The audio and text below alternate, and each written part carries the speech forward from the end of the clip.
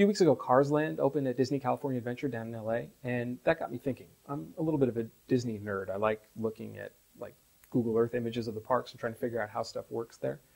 But Cars Land seemed to me to be quantitatively different than the other sorts of environmental simulations that you'd see at a Disney park. Because unlike the ones that are based on just outright fantasy or based on two-dimensional animation, Cars Land's based on Cars, a Pixar movie, which means there are actual three-dimensional objects in virtual space that the simulation is supposed to represent. And that got me thinking about the amount of information contained in that simulation and whether there was more information, visual information, in the movie or in the simulation of the movie. Well, that turns out to be harder to figure out than I thought it would be. The Pixar folks will tell you that a frame can take up to 39 hours to render, which is just a huge amount of information, right? That was in a Wired story from a few years ago. And it turns out that the Imagineers at the Disney parks did use some of those 3D images to build the simulation. Not for the rock formations and mountains. Those they had to foreshorten and change the painting on because in the movie they're giant and miles away, and in the attraction they're supposed to look giant miles away, but they're actually just a couple hundred feet away and they're the walls of the attraction.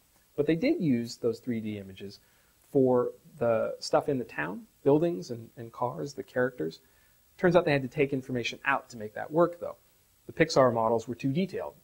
They didn't need the undercarriage of the cars, for example, because what the Imagineers were trying to do was use them to make a 3D simulation, a sort of virtual reality that the designers could walk through and plan the attraction before they built it. It took them 2 years to put the thing together. So, less information. But then, when they actually took those models and went to build the physical representations that you'd see in the park, they had to add information back in. But not the kind of information you would expect. It wasn't visual information on the characters themselves. It was stuff like there had to be lights to bounce off these beautiful buildings, where in the Pixar movies the lighting looks beautiful, but it's sort of virtual lighting. They had to change the shapes of them so that they could accommodate people instead of cars. And that meant adding in sort of the texture of everyday life, things that we see all the time but don't think of, but that still add information to a scene. Now, can you quantify any of this? Well, that's pretty hard too. You could agree with the theory that says that the printed word has a level of complexity, information complexity, like a visual object.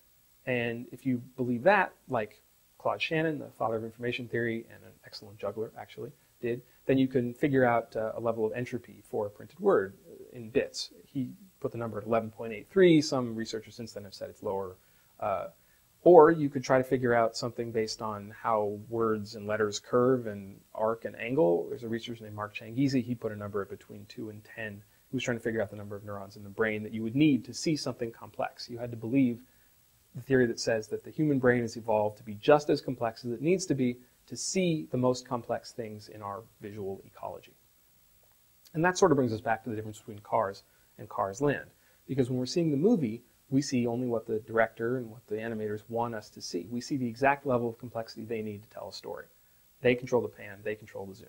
But when you're in a simulation of this fake place, you're still seeing more real stuff because you control where your camera goes. And because you can do something as easy as turn around, right? The universe exists behind you at the same time as it exists in front of you, which it doesn't necessarily in the movie. That's why it's a little bit trickier to try to simulate something that's 3D rather than something that's 2D, because the 3D gives you the illusion of more reality. But the fact is, there's always more reality out here in the real world.